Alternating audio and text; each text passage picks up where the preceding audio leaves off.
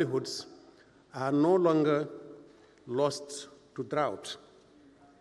A day when each of us can participate in actions that increase our collective resilience, because every action counts.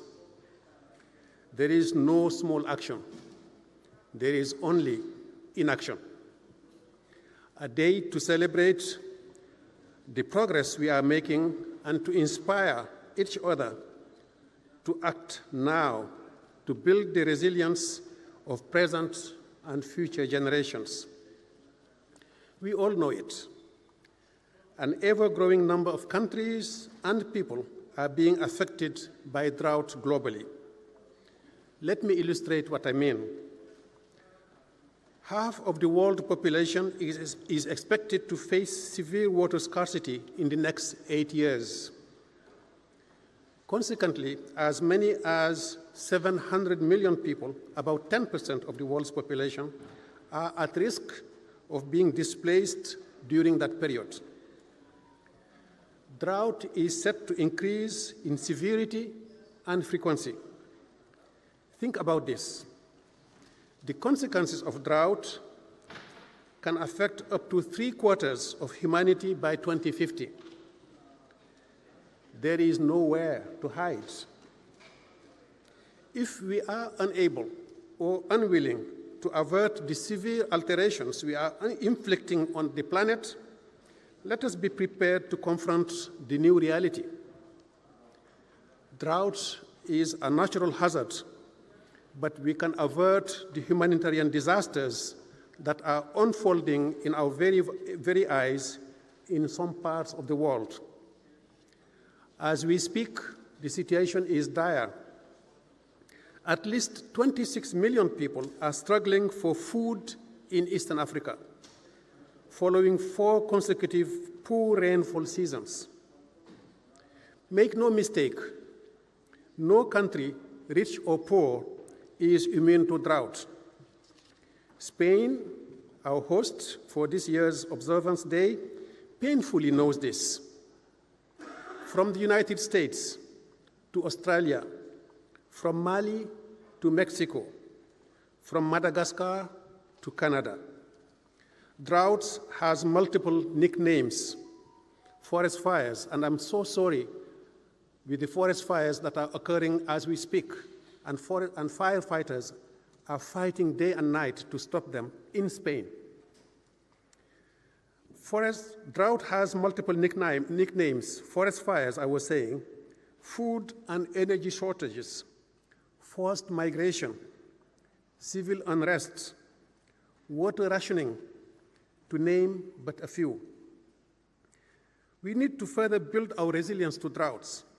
With climate change, they are likely to appear more frequently, and when they do, to hit harder.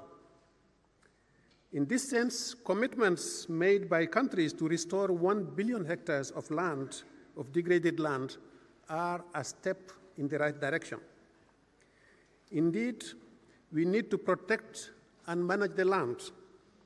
Without healthy and productive land, livelihoods and jobs will become increasingly precarious. Younger people will be left with fewer prospects. At the last UNCCD conference in Abidjan, the 197 parties decided to act on drought together, another step in the right direction. They agreed to establish a new intergovernmental working group on drought, which is responsible for identifying concrete policy actions. There is high hope that at the next conference of the parties, due for 2024 in Saudi Arabia, parties would agree on a meaningful policy action to mitigate the growing impacts of drought. Just a couple of weeks ago, the US government announced its plan to elevate drought and water security to a strategic international policy level. This is inspiring. Prime Minister Sanchez, I want to thank you and the government of Spain for your great hospitality. In particular, I want to thank you for helping us remember that, yes, droughts and their effects can be devastating, but they do not have to turn into human disasters. Preparing in advance is far cheaper than reacting and responding to impacts after droughts hit. We should therefore set up effective early warning systems and mobilize sustainable finance to improve drought resilience. The good news is we know what needs to be done to drought-proof our future, but the time to act is now. As the rallying call for this day is rising up from drought together, let me conclude with an African proverb. If you want to go fast, go alone. If you want to go far, go together. So together, let's go faster and further. I thank you very much.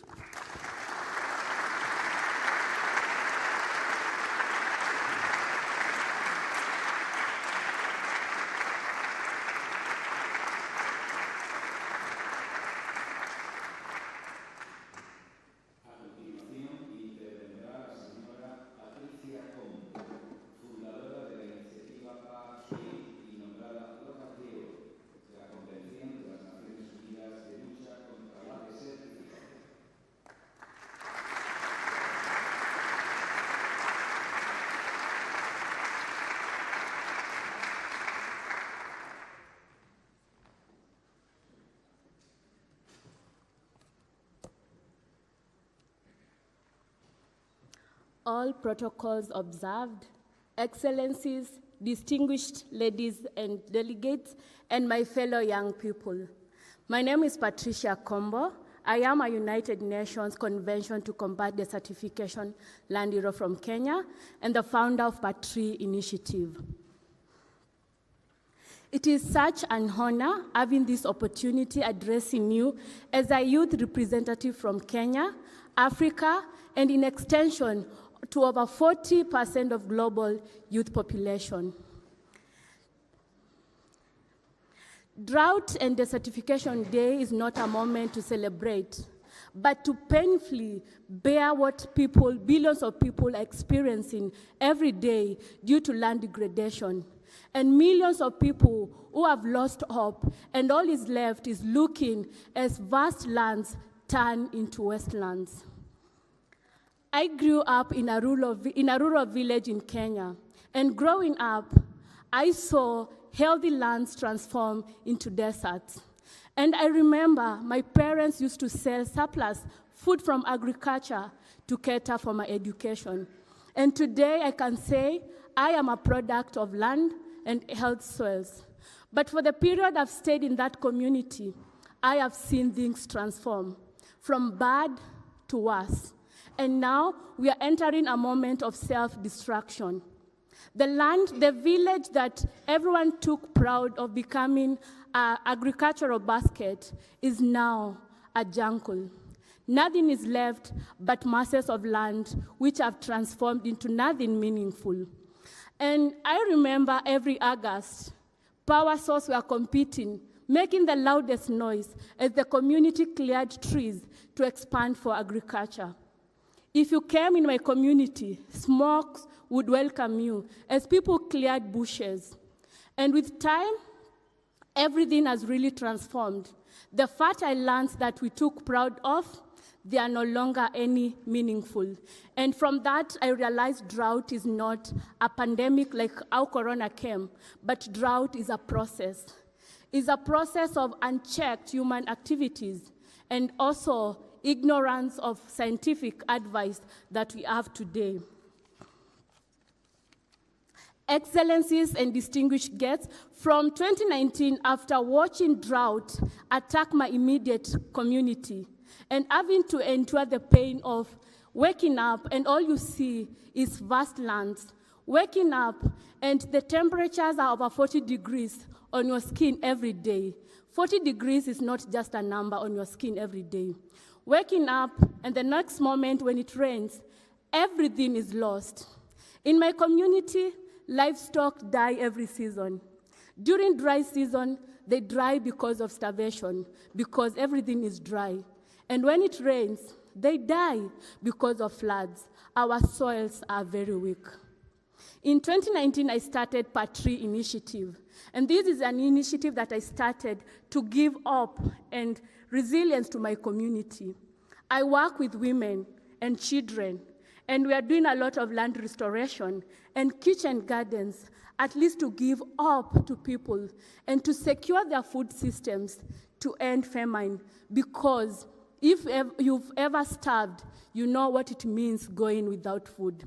And through land restoration and working on farms, I can tell you we can together end drought, because land restoration is one of the most effective ways, and communities are willing to explore restoration because every day they interact with land and they know what it means lacking water.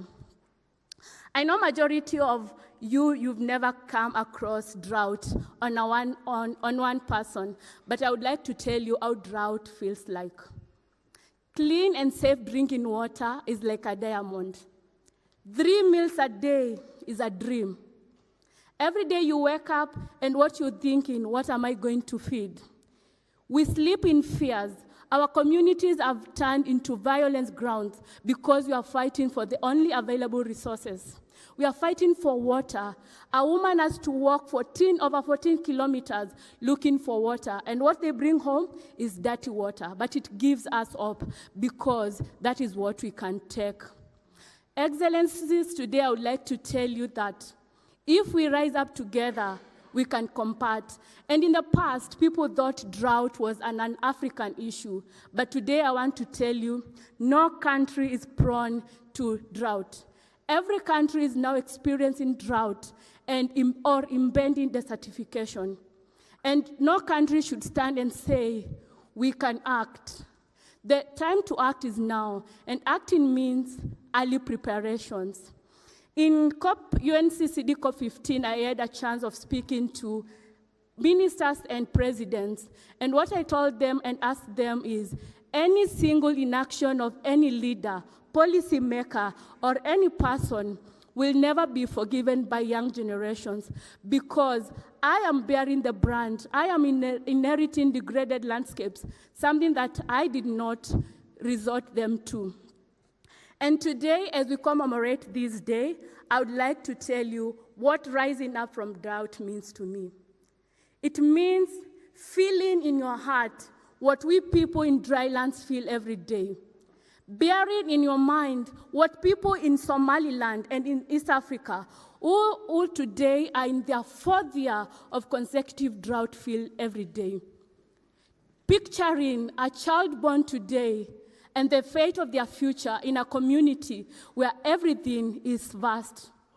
And after you feel it in your heart, you will be able to rise up together. You will be able to take single actions as an individual, as a young person, as a policymaker, as the prime minister, and together you'll make Spain a better place where a young child born today is very proud of the land, and they know that the future and the next generation will have a land that they will call home. And I would like to leave you with one quote, and it says, in the spirit of Ubuntu, we cannot rise up when we do not have togetherness. And it says, I am because we are. And if you believe in that, together I am so sure we will rise up together and end this slaying called drought and desertification. Because if we fail to take action now, if we fail to rise up together, if we fail to embrace the spirit of Ubuntu, the next pandemic will be drought. It will be more worse than what Corona we felt, because millions and livelihoods of people depend on land. The food we eat, the air that we breathe, the clothes that we are wearing, all these are courtesy of land. And if we fail to take action, drought will not only affect livelihoods and food systems, but we will feel the impact on public health, transport, energy, our economies, because our economies rely on the land. And if we fail to take action, Every day, we will not be talking about livelihoods, but we'll be talking of lives lost. So any action taken today, it will ensure a life is saved, a livelihood is secured, and a livestock, both wild and domesticated, are kept alive. Will you rise up together for drought? Thank you.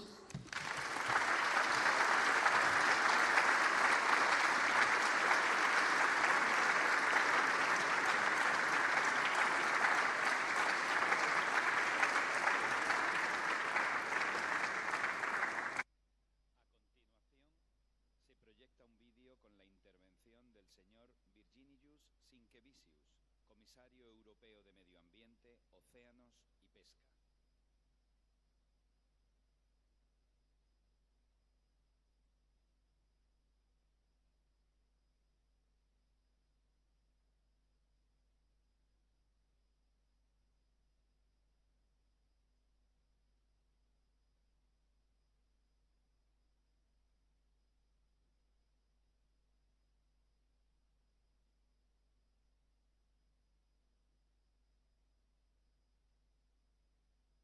In a crisis, we listen to the science.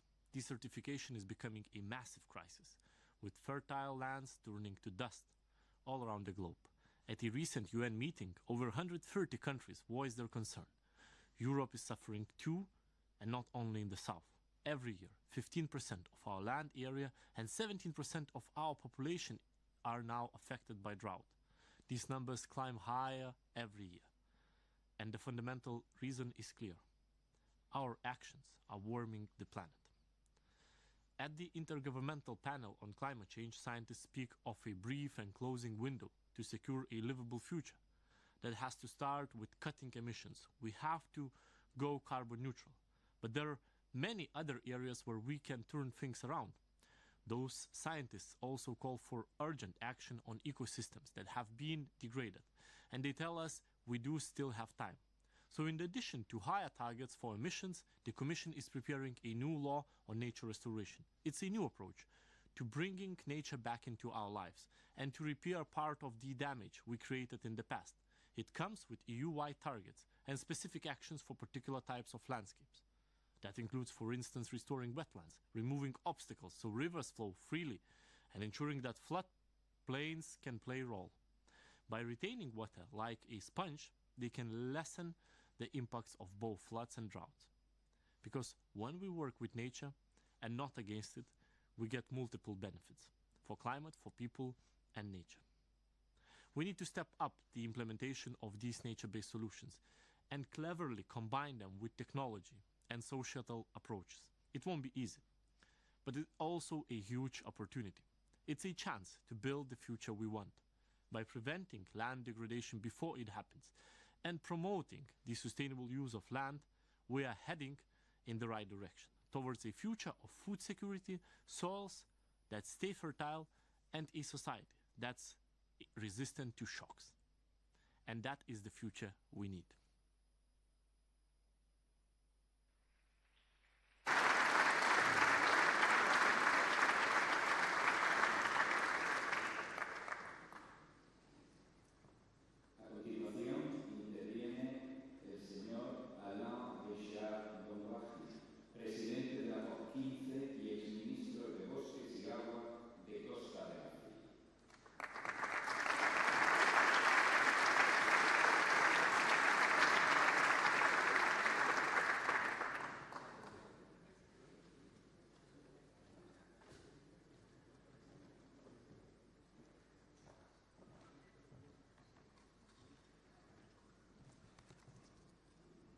Your Excellency, President Sánchez, quería hablar en español, pero mi hermano Ibrahim told me my español is not good enough. So I will speak in English. Your Excellency, Vice President Rivera, Excellencies, dear Executive Secretary, ladies and gentlemen, I'm pleased to be with you today in this beautiful and welcoming city of Madrid to celebrate World Desertification and Drought Day. As a former Minister of Water and Forests, the challenges of desertification and drought are close to my heart. I'm aware of the responsibility that is ours in the face of climate change, but also in the face of history.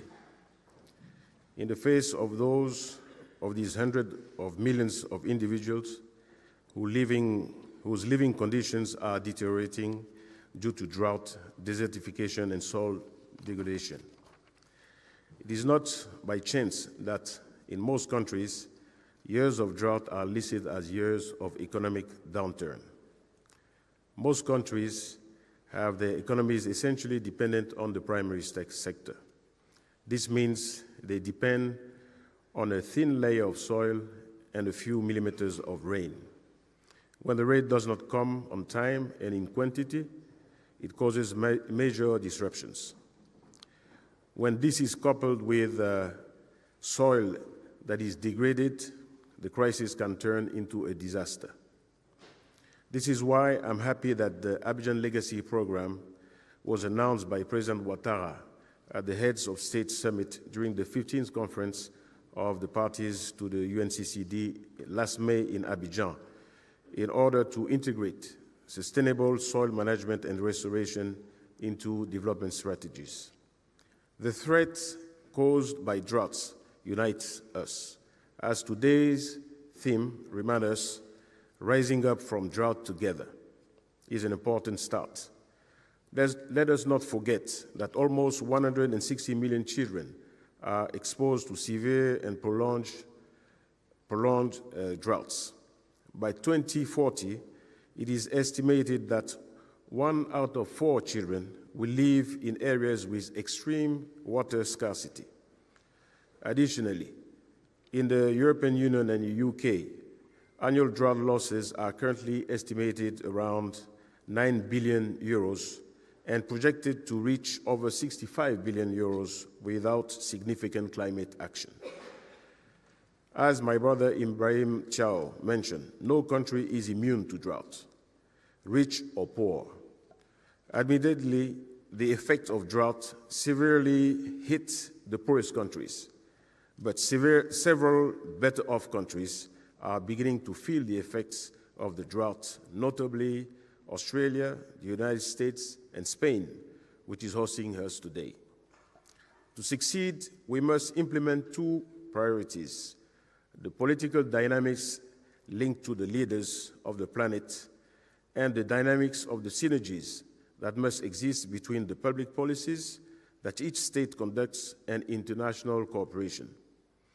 Even more, to fight drought, we need to change the paradigm and opt for proactive risk-based approaches instead of reactive crisis-based approaches. To this end, I welcome the creation of the International Working Group on Drought for 2022-2024, decided at COP15 in Abidjan for a more proactive drought management. As president of COP15, I urge all parties, particularly Spain and other European Union parties, to support the work of intergovernmental working group so as to achieve concrete policy-relevant results at the next conference of the parties due on 2024 in Saudi Arabia. Ladies and gentlemen, dear friends, Madrid offers us the opportunity to amplify the new impetus that we want to give to COP15. We must make history with resolute action for the implementation of the objectives of Rio Conventions. The people are watching us. The youth challenges us. History awaits us. Viva Madrid. Muchas gracias.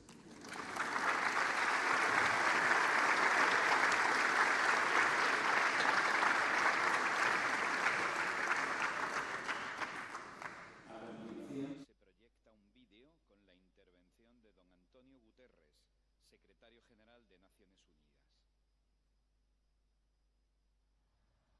I congratulate the government of Spain for hosting this year's World Day to combat desertification and drought. Drought in all regions are getting more frequent and fierce. The well-being of hundreds of millions of people is being compromised by increasing sandstorms, wildfires, crop failures, displacement, and conflict. By mid-century, 3/4 of people could be living with drought. Climate change bears much responsibility, but so does how we manage our land. Half the world's population is already coping with the consequences of land degradation, with women and girls paying the highest price.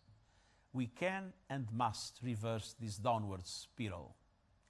Ensuring the productivity of land and soils is an inexpensive, pro-poor way to combat climate change and improve the livelihoods and well-being of the world's poorest and most vulnerable people. Empowering women and landowners is also a game changer for land restoration. We can restore land for a fraction of what is currently being spent on the environmentally harmful subsidies. Every dollar invested in restoring land can generate 30 times that much in benefits. In Africa, the Great Green Wall of the Sahel has already restored millions of hectares of land and created thousands of jobs from Dakar to Djibouti. But much more needs to be done. Taking care of our land and its biodiversity can help address the climate crisis and assist in reaching all our sustainable development goals. Let us act now to drought-proof our future. Thank you.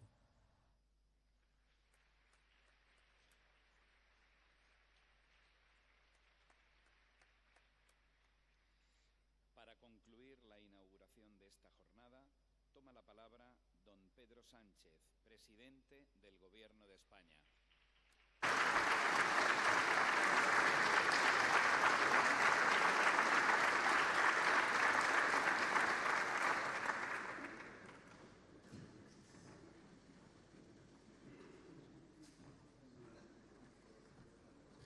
Vicepresidenta, ministros, Ibrahim, secretario general de la Convención contra la Desertificación, Patricia, activista y fundadora de Patri, y Alan Richard, presidente de la COP25 y exministro de Bosques y Agua de Costa de Marfil. Me gustaría, en primer lugar, en nombre del Gobierno de España, dar la bienvenida a esta jornada para la concienciación y la reflexión por el Día Mundial contra la Desertificación y la Sequía. Fue hace 28 años, un 17 de junio, cuando se aprobó en París la Convención de Naciones Unidas para la lucha contra la desertificación, con el consenso de más de un centenar de naciones. Y, por tanto, es un honor para España haber sido elegido, como decía antes el secretario general de Naciones Unidas, Antonio Guterres, anfitrión este año, en el que nos reunimos bajo un lema como es el de «Superamos juntos la sequía». En primer lugar, quisiera hablar de la situación climática que estamos atravesando en estos últimos días. Estamos viviendo una inusual ola de calor para estas fechas del mes de junio, con temperaturas extremadamente elevadas en la mayor parte de la península ibérica y también de las Islas Baleares, y por tanto debemos estar alerta. Y me gustaría aprovechar esta tribuna para pedir a todos los ciudadanos y ciudadanas que extremen las precauciones para protegerse y, sobre todo, durante las horas centrales del día. Que eviten, en definitiva, la sobreexposición al sol, que se hidraten y que cuiden de los más vulnerables para que no sufran un golpe de calor. En definitiva, que nos cuidemos y que también cuidemos a nuestro entorno, que extrememos las precauciones contra los incendios, protegiendo nuestro medio ambiente, que pensemos en todos aquellos que se están jugando literalmente la vida en este momento en primera línea de los incendios que estamos sufriendo para apagarlos y que ahora mismo necesitan de la colaboración del conjunto de los ciudadanos y ciudadanas, además de las instituciones públicas. Pensemos en quienes van a tener que hacerlo también durante este verano y los próximos meses. Evitémoslos y, entre todos, trabajemos por anticipar y prevenir esta ola de calor y también, lógicamente, de incendios que estamos sufriendo. Miren, muchas veces hablamos del calor de forma anecdótica. Comentamos que nos hemos quedado sin primavera, sin días de entretiempo, o comparamos hasta incluso las máximas históricas en las temperaturas. Pero el tiempo pasa y llega el otoño y nos volvemos, o mejor dicho, no volvemos a acordarnos de esto hasta que el año siguiente pues regresan las temperaturas altas y cada vez, por cierto, más tempranas. Entonces vemos cómo los termómetros marcan los 43 grados en varios lugares de España, cuando apenas estamos rozando mediados de junio. Y, por lo tanto, estamos ante temperaturas que ya no son solamente una anécdota, sino que además tienen efectos muy adversos sobre el medio ambiente de nuestro país, como son los que se van a analizar precisamente en esta jornada de hoy. Por eso, el Día Mundial contra la Desertificación, para mí, supone una oportunidad para no dejar de señalar el cómo tenemos que relacionar todos estos signos con el reto global al que nos estamos enfrentando juntos y cuanto antes, que es la adaptación y la mitigación contra ese desafío global que es el cambio climático. Un proceso que, primero, es imposible negar, porque estamos ante una evidencia científica y negarlo es pues, o una irresponsabilidad o un insulto a la inteligencia del conjunto de la sociedad, y cuya lucha, la lucha contra el cambio climático, vertebra una de las transformaciones más importantes que tenemos por delante como país, que es una transición ecológica que tiene que ser justa, que tiene que ser inclusiva desde el punto de vista social y también desde el punto de vista territorial. Nos jugamos mucho en esta batalla. Debemos hacer frente al negacionismo y a sus consecuencias. Ellos hablan del fanatismo climático, hablan de la religión climática, pero no hay mayor fanatismo que el de quienes niegan la evidencia científica. Y, por tanto, no existe alternativa. El único camino serio, responsable, solidario, es el de la sostenibilidad, el de la transición ecológica y el de la protección del planeta. Como dicen los más jóvenes, no puede haber un plan B porque no existe un plan B. Por tanto, el calentamiento global trae consigo la multiplicación de eventos climáticos extremos, como las olas de calor que ahora mismo estamos atravesando y sufriendo en nuestro país, y quisiera ofrecer algunos datos que nos permiten valorar en qué situación nos encontramos y a qué tenemos que hacer frente. El sexto informe del Grupo Intergubernamental de Expertos sobre el Cambio Climático indica que los cambios inducidos por la actividad humana han aumentado la frecuencia y la intensidad de las sequías en todas las regiones del planeta. La región mediterránea, en la que se encuentra España, es una de las más afectadas y donde mayor evidencia es la influencia humana en el medio ambiente. Un aumento de la temperatura de 1,5 grados duplicaría la frecuencia de las sequías, que actualmente tienen lugar cada 10 años. Con un aumento de 2 grados, las sequías serían 2,4 veces más frecuentes. Y si no se reducen las emisiones de gases de efecto invernadero, un tercio de la superficie terrestre estará afectada por una sequía de tipo moderado antes del año 2100. Y en el año 2050, entre 4.800 y 5.700 millones de personas sufrirán, como bien se ha comentado antes, la escasez del agua al menos una vez al mes. Según los datos del Banco Mundial, hasta 216 millones de personas se van a ver forzadas a migrar por esa escasez y por factores asociados a ella, como por ejemplo la degradación de la tierra, como aquí se ha referido, o la consecuente reducción de la producción agrícola o el ascenso del nivel del mar y, sin duda alguna, también la superpoblación. Y un aumento de 4 grados supondría que el 50% de todos los habitantes del planeta estarán afectados por la sequía.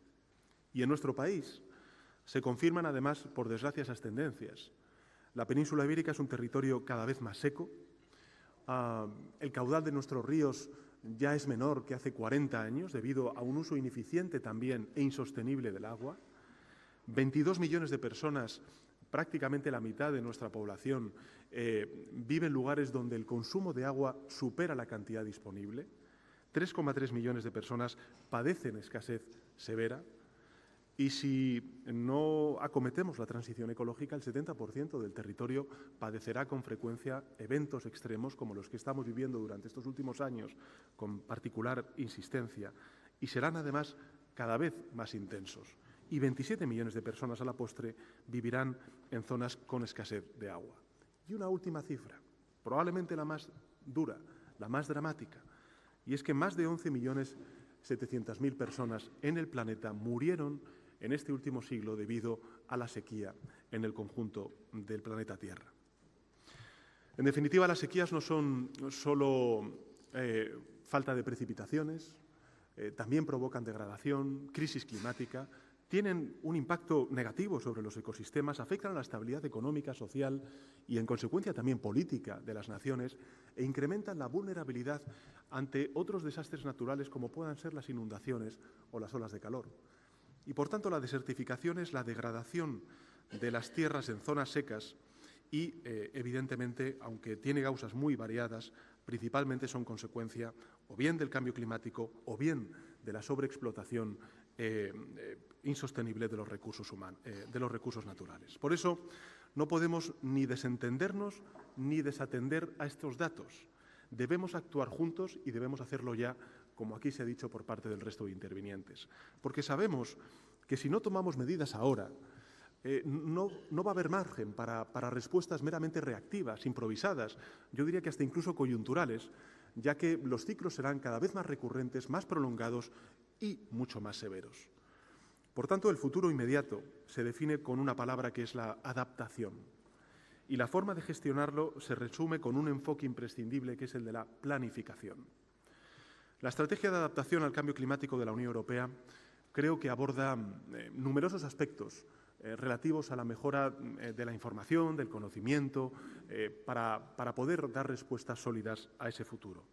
Y en el nuevo programa de trabajo para el periodo 2022-2024 de la Estrategia Común de Implementación de la Directiva Marco del Agua, se reconoce la necesidad de incrementar la atención en cuestiones relacionadas con la gestión eficaz y eficiente de los recursos hídricos.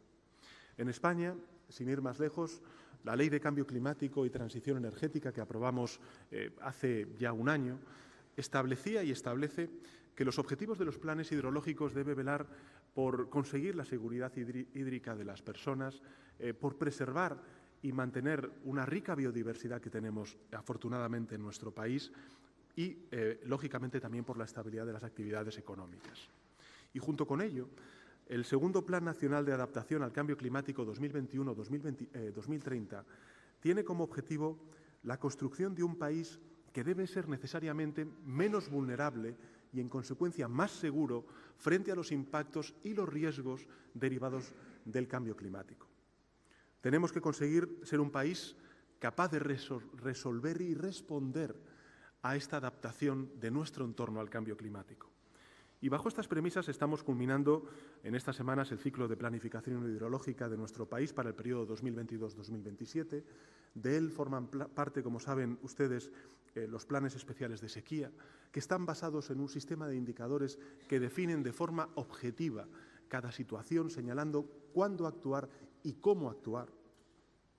La nueva estrategia de lucha contra la desertificación a nivel estatal identifica también la creciente aridificación y la mayor intensidad y frecuencia de sequías como dos de los factores que aumentan el riesgo de la desertificación y sus impactos sobre los ecosistemas y el bienestar humano. Y, a su vez, la estrategia aboga por una gestión sostenible de los recursos terrestres y del agua y de la restauración de las zonas degradadas como las medidas más eficaces para minimizar los impactos de la sequía y la desertificación en nuestro país. Por eso, me gustaría anunciarles una iniciativa que es la iniciativa Restaurando Paisajes y Agua para la Adaptación y la Resiliencia, Restoring Landscape and Water to Adapt and Resilience. Esta iniciativa lo que va a hacer es reforzar los vínculos que tenemos de colaboración con el continente africano, luchar conjuntamente contra la desertificación en ese continente que es, por desgracia, uno de los más afectados. Y en esta lucha, en este trabajo que tenemos que emplearnos con determinación, debemos realizarlo bajo el liderazgo inequívoco del multilateralismo y de Naciones Unidas, sumando esfuerzos, alineando estrategias, ejecutando coordinadamente las acciones. Y en ese sentido propongo que todos nos sumemos a esta iniciativa con el objetivo simple y sencillo de fortalecernos más aún frente a uno de los desafíos de nuestro siglo, como es la lucha contra la desertificación y la sequía. Porque, sinceramente, señoras y señores, pocas cosas hay más urgentes y también más importantes que ocuparnos de hacer de nuestro planeta un lugar habitable para las generaciones de hoy y para las generaciones del futuro. Sabemos que la vegetación, sobre todo los bosques, tienen una gran importancia en un contexto como en el que estamos de cambio climático, porque capturan, almacenan carbono y favorecen la conservación de nuestra biodiversidad. Pero los bosques no solo crecen donde hay un clima propicio, también condicionan ese clima. Y los ciclos del agua son críticos para esos ecosistemas.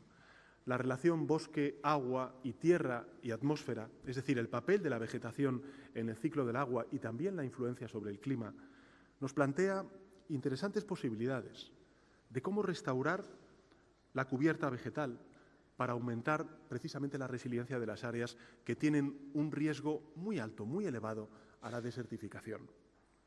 Esta iniciativa de restauración de paisajes y de agua se enmarca en la década de la restauración promovida precisamente por Naciones Unidas y por su secretario general, y va a contribuir a lograr la neutralidad en la degradación de la tierra, una de las principales metas dentro del objetivo 15 de la Agenda 2030 de los Objetivos de Desarrollo Sostenible.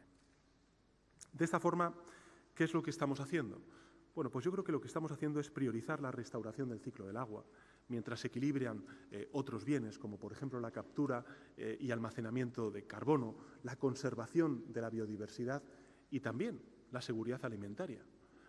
Queremos, en definitiva, conectar el conocimiento y la práctica a diferentes escalas, buscando distintos actores que de forma voluntaria pues, recopilen, compartan ejemplos prácticos, que sean exitosos. También los fallidos son importantes para saber dónde están los errores y cómo tenemos que mejorar. Y, lógicamente, que se puedan transferir y se puedan replicar en todas las regiones del planeta. A partir de la ciencia y con la promoción de diálogos científicos, dando acceso a la información, al intercambio de conocimiento y, lógicamente, también desarrollando proyectos piloto, creo que podemos liderar, junto a otros muchos países, esta gran iniciativa y que muchas otras regiones puedan beneficiarse de ese conocimiento científico que vayamos adquiriendo, recopilando y compartiendo. Concluyo haciendo una reflexión sobre el futuro. Hace tiempo recibí una carta en el Palacio de la Moncloa que decía textualmente lo siguiente. Me planteaba una pregunta y era la siguiente. ¿Qué sentirían ustedes si fueran niños como nosotros y tuvieran toda vida por delante en un planeta como este? Esto era una carta que firmaban los alumnos y las alumnas de una clase de cuarto de primaria de un colegio de Andalucía. Y creo que es una pregunta pertinente, es una pregunta directa que me ha acompañado desde entonces, desde el momento en el que la recibí, porque nos apela como adultos y también como representantes y responsables públicos y políticos, porque de ellos y de ellas es ese futuro. Son ellos y ellas los que verán cómo su vida esté condicionada a los cambios que se produzcan como consecuencia del clima y del paisaje. Creo que la gestión que cada uno de nosotros hacemos del uso de la tierra modula el impacto de estos fenómenos extremos a los cuales estamos ahora mismo viéndonos abocados, incluidas las sequías o las olas de calor que ahora mismo estamos sufriendo en la península ibérica. Por tanto, es nuestra responsabilidad que ese futuro y este planeta sean habitables.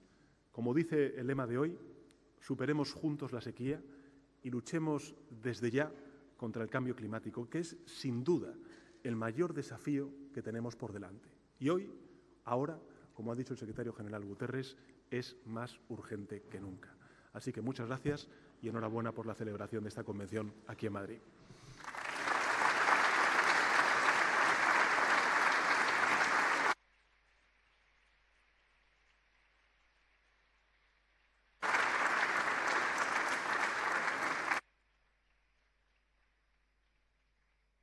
Con la intervención del señor presidente del Gobierno concluye la inauguración de la jornada. A continuación, en unos minutos, dará comienzo el resto de la sesión. Muchas gracias, señoras y señores.